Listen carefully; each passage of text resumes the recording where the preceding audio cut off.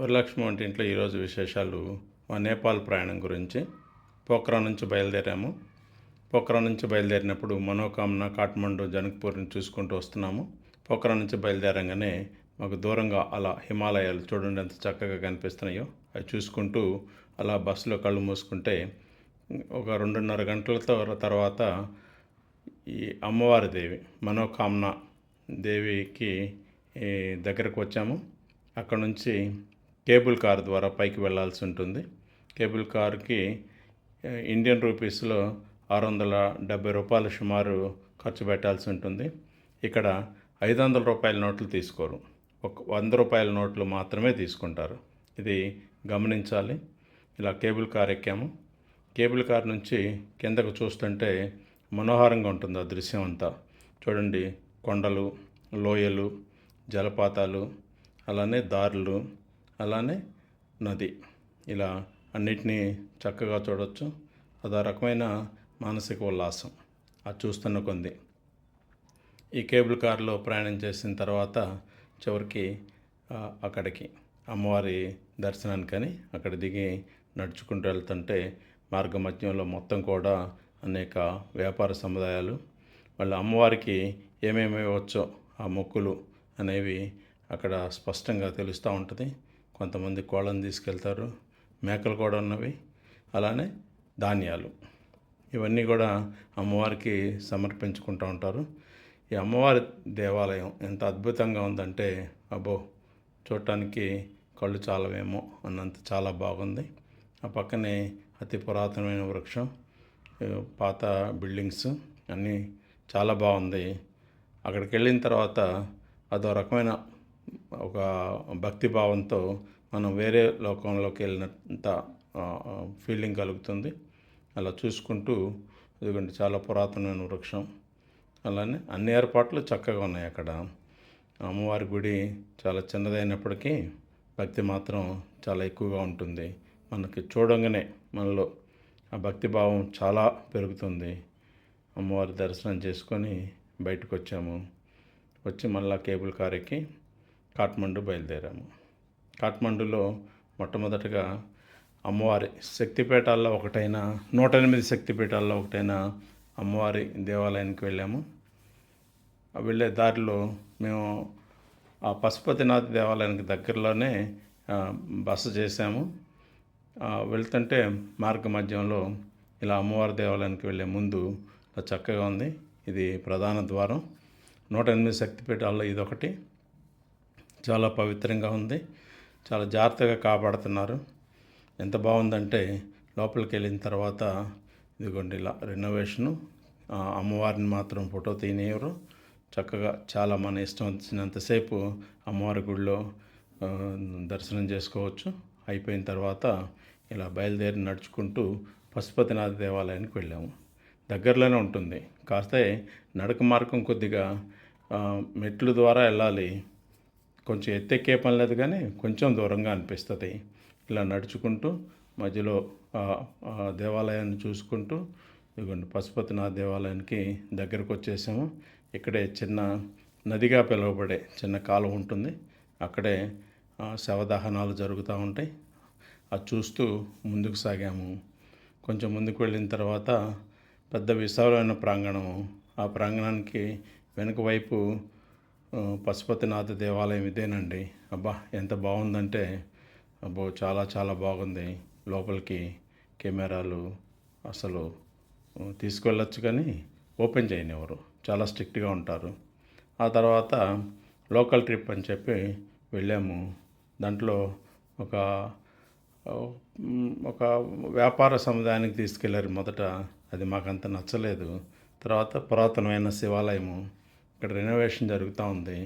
ఇది వెండితో చేసిన నందీశ్వరుడు, రాతితో చేసిన నందీశ్వరుడు, అతి పురాతనమైన దేవాలయము. చాలా చాలా బాగుంది. చాలాసేపు ఈ గుడి అంతా నెమ్మదిగా చూసుకుంటూ ముందుకు సాగాము. అక్కడ నుంచి నీలి బుద్ధ అనే ఒక బౌద్ధ క్షేత్రం నిజానికి ఇది, కానీ జలనారాయణ అని పిలుస్తున్నారు. చూడండి, మత మార్పిడికి ఇది ఒక చిన్న ఇదేమో అనిపించింది నాకు. నిజానికి ఆ సర్పం మీద బుద్ధ విగ్రహమే ఉన్నది. అయితే దీన్ని జలనారాయణ అని పిలుస్తూ ఉంటారు. కానీ నిజానికి ఇది అక్కడ బోర్డు కూడా ఆ, బుద్ధ నీల్కంఠ అని ఉంటుంది.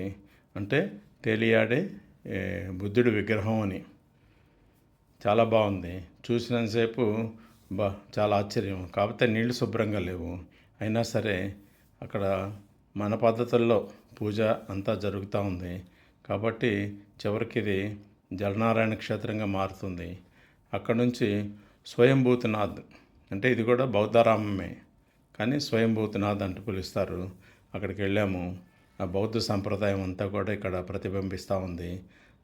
తిరిగే చక్రాలు లోపల పెద్ద పెద్దవి, అవి తిప్పుతూ ఉంటే కాసేపు మనలో కూడా మానసిక ప్రశాంతత ఏర్పడుతుంది. అందరూ చూడండి, అందరూ దాన్ని స్పృశిస్తూ అక్కడున్న బౌద్ధరామం ఇది చాలా పెద్దది. దీని చుట్టూ తిరగటానికి చాలాసేపు పడుతుంది. మేము బస్సులో వెళుతూ చూసాం కాబట్టి సరిపోయింది. నడిచి వెళ్ళటం అంటే చాలా కష్టం. ఇది ప్రధానమైన మార్గం. ఈ కొంచెం పార్ట్ మాత్రమే మేము దిగి చూసాము. మిగతాదంతా కూడా బస్సులో వెళుతూ చూసాము. చాలా పెద్ద కొండ ప్రాంతం. ఆ ప్రాంతం అంతా కూడా ఈ బౌద్ధరామంగా మార్చబడింది. చాలా రక్షణ పొందుతూ ఉంది. ఇది చూసుకుంటూ ఇక ముందుకు సాగాము. ఇదంతా కూడా కాఠ్మండూలో ఉన్న క్షేత్రాలు. ఇది చూసిన తర్వాత నెమ్మదిగా జనక్పూరి బయలుదేరాము. మరుసటి రోజు ఉదయమే బయలుదేరాము. ఆ జనక్పూరి వెళ్ళే మార్గ మధ్యం అంతా కూడా చాలా బాగుంది. మళ్ళీ మనోకామన దేవాలయం దాకా వచ్చి అక్కడి నుంచి పోఖరా వెళ్ళకుండా ఎడమ వైపు నుంచి ఈ జనకపూర్ బయలుదేరాము. ఇది సీతాదేవి పుట్టిన క్షేత్రంగా బాగా ప్రసిద్ధి చెందింది. ఈ జనకపూరి వెళ్ళే మార్గ మధ్యంలోనే మాకు అనేక అడవి ప్రాంతం ద్వారా వెళ్ళాల్సి వచ్చింది. అనేక ఊర్లను దాటుకుంటూ చూడండి, నిజంగా అడవి ఇంత చక్కగా బాగా ఉంటుంది అని ఇది సతత హరిత అరణ్యం కింద చెప్పవచ్చు. చాలా చాలా బాగుంది. చూస్తున్నంతసేపు మనం ప్రకృతితో మమేకమయ్యామా అన్న ఫీలింగ్ ఏర్పడుతుంది. ఇది చూసుకుంటూ ఆ మధ్యలో చిన్న చిన్న పర్వతాలు, మధ్యలో సెలయేర్లు, వాటిని దాటుకుంటూ కొన్ని ఊర్ల మధ్యలో కూడా ఈ సముదాయాల్లో చూడండి, కోడల్లో ఇలాంటి హిందూ సంప్రదాయాన్ని ప్రతిబింబించే విధంగా ఈ విధంగా ఉంది. ఇవి చూసుకుంటూ చివరికి జనక్పూరి చేరాము. జనక్పూరిలో మొట్టమొదట మేము రాముల వారు కొంచెం స్పృశించిన ఈ కొలను, అంటే కాళ్ళు కడుక్కున్నారని చెప్తారు. అక్కడే స్వామివారి మండపం ఇవన్నీ ఉన్నాయి. ఇవి చూసుకొని కొంచెం పక్కనే ఉన్నాం. మాకు అదృష్టం ఏంటంటే మేము మాట్లాడుకున్న ఆటో అతనే చక్కగా ప్రతి క్షేత్రం గురించి పూర్తిగా వివరిస్తూ మమ్మల్ని తీసుకెళ్ళాడు దగ్గరుండి. దాదాపు ఇక్కడ అందరూ అలానే చేస్తారు. కాబట్టి మనం జనక్పూర్ వెళ్ళినప్పుడు ఒక ఆటో మాట్లాడుకుంటే ఏమేం చూడాలో, ఎక్కడెక్కడ చూడాలో ఇవన్నీ స్పష్టంగా వాళ్ళే తీసుకెళ్తూ మాకు ఎక్స్ప్లెయిన్ చేస్తున్నాడు. ఇక్కడ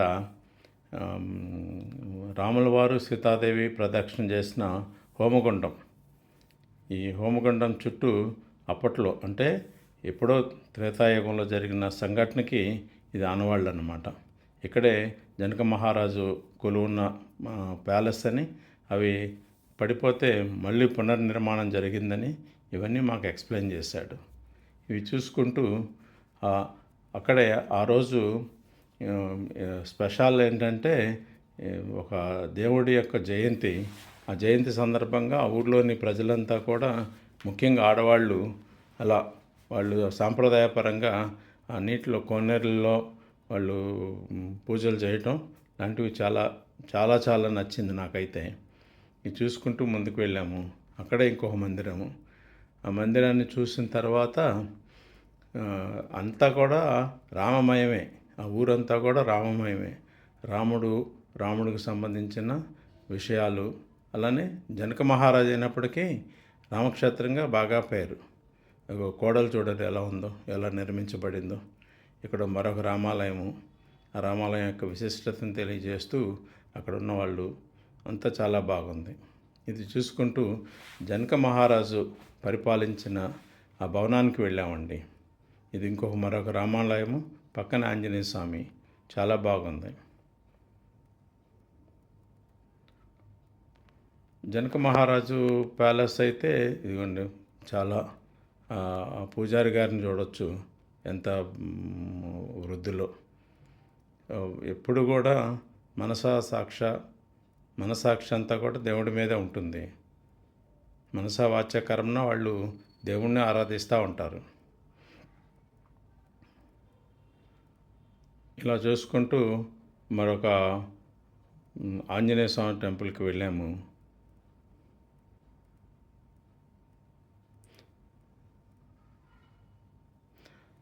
శంకరమోచన్ ఆంజనేయ స్వామి బాగుంది, చాలా బాగుంది.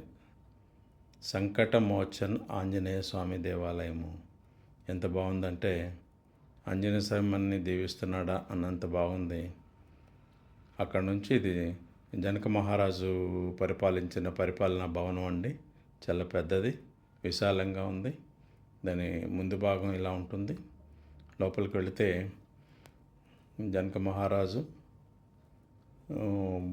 సీతాదేవి కళ్యాణం జరిపిన ప్రదేశంగా ఇక్కడ చెప్తారు.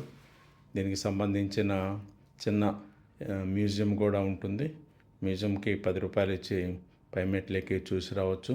పైనుంచి చూస్తే ఈ ప్యాలెస్ ఎంత పెద్దదో మనకి అవగతం అవుతుంది. చివరి భాగంలో మ్యూజియం ఉంటుంది. అక్కడే రామ సంకీర్తనలు చూడండి, నిరంతరం పాడుతూ ఎంత భక్తిభావంతో పాడుతున్నారో. వాళ్ళని చూసిన తర్వాత మనకి చాలా చాలా చాలా ఆనందం వేస్తుంది. అక్కడ నుంచి పక్కనే ఒక నమూనా దేవాలయం ఒకటి నిర్మించారు. ఇది చూసుకొని బయటకు వచ్చాము. అక్కడ నుంచి మరొక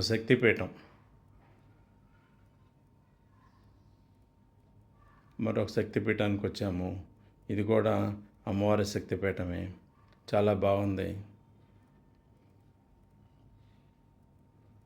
ఇక్కడ బయట కూర్చొని ఒక స్వామివారు అందరినీ నెమలి పించాలతో మనని ఆశీర్వదిస్తూ ఉంటారు.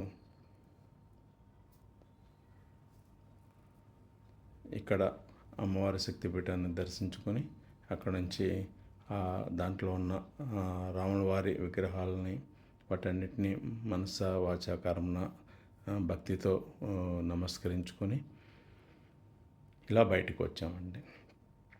బయటకు వచ్చి మరొక శైవక్షేత్రానికి వెళ్ళాము. ఇక్కడ విశేషం ఏంటంటే ప్రతి శైవాలయంలో కూడా శివుడిని మనమే అక్కడున్న జలంతో ఇలా అభిషేకం చేయొచ్చు. ఇలా చేస్తూ నమస్కరించుకున్నాము. ఇది ఈ వీడియో విశేషాలు. నచ్చినట్లయితే లైక్ చేయండి, షేర్ చేయండి. మరో వీడియోలో మళ్ళీ కలుద్దాం. అంతవరకు సెలవు. నమస్కారం.